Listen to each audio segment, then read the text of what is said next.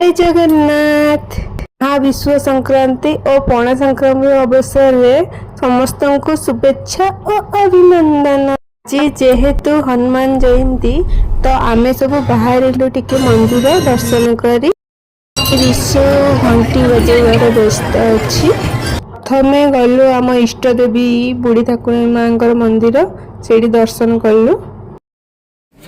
जेहेतु आज पणा संक्रांति और हनुमान जयंती तो हनुमान ठाकुर को दर्शन कलु।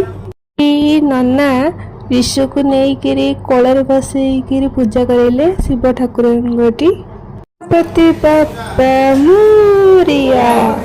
सबू ठाकुर को दर्शन कलापर आमे पुणी बाहरिलु जिंदल जगन्नाथ मंदिर। वाओ कि सुंदर मंदिर। एटी ठाकुर को दर्शन करी पुणी बाहरिलु प्रसाद सेवन करी।